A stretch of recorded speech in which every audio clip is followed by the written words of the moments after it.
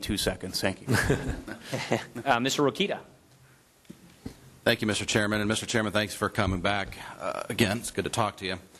As I said yesterday to the other witness, it's about this time in the day that we always seem to talk to each other, and trying to synthesize everything that's been said. I have several distinct questions, and if we can be succinct in our answers as much as possible. You may have repeated it, and if so, just say so.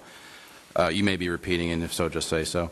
First of all, this discussion about the inflation, and we talked about this the last time we talked via microphone here. When you say you're not worried about the increase in inflation, my layman's way of looking at this is that when you're effectively printing money through the quantitative easing, and the money's piling up, the inflation may be measured by the lack of velocity when that money changes hands. And so it's my perception that the banks are holding on to the money to make sure this sheet's balanced for the regulators and for fiscal soundness.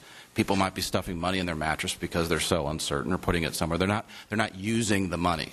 And aren't you worried that when we get this government believing again, for example, in a true free market system, and people start having confidence and the money starts picking up velocity, aren't you worried that you're not going to be able to stop that runaway train?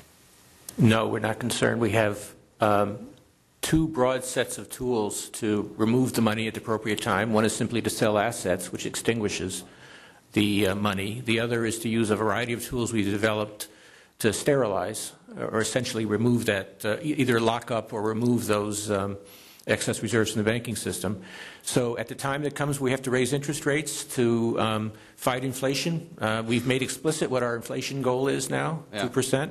The markets seem very confident in our forecasts. Private sector forecasters, even surveys of consumers, all feel that inflation is well controlled and will be well controlled, and we do have the tools to withdraw that money. Thank you, Chairman. Many baby boomers are retiring. We know 10,000 per day. It traditionally has been the strategy to have the more elderly in our society be able to rely on less riskier investments, like bond interest income things. With the interest rate so low that we may be forcing our most vulnerable citizens into more riskier investments. Do you have a comment on that? Well, I did talk about it before. We do take that into account. We understand it's an issue for many people. That being said, our savers collectively have to hold all the assets in the economy, and a strong economy produces much better returns in general. Fair enough.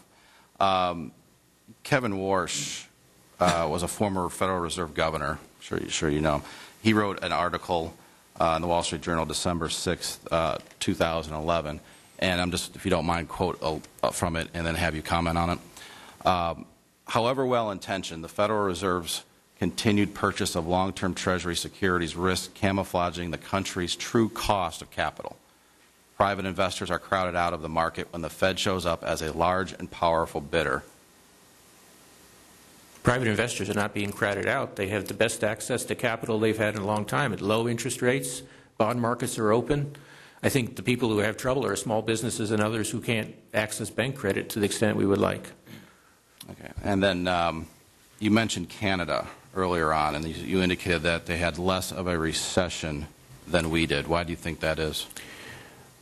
Well, the main reason, there were several reasons, but the main reason I think is that they have a small number of large banks, which has pluses and minuses, but in this case, they had probably better regulation. The banks didn't get involved in subprime mortgages and the like. And so some of the things that created our housing boom and bust and our financial crisis were not as severe there, and that's why they didn't have as deep a recession. Would you personally favor a model more like Canada's in terms of quote-unquote better regulations? Well, I don't think I want to go to just a small number of large banks. I think community banks and medium-sized banks play an important role in our economy, but I think they were right in being tougher and making sure that banks were not taking excessive risks. Our system is much more complicated, and therefore some of the steps that have been taken to provide a more systemic or macro-oriented approach, I think, are a plus here, and was less necessary in Canada with a slightly less complicated financial system. And finally, if you had to choose between one of the mandates, which would you rather pursue? Please answer the question.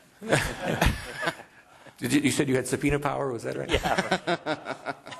Well, ultimately, of course, central banks, in the long run, they only control inflation. So obviously price stability is a critical function of central banks, and that provides a healthier economy in the long term.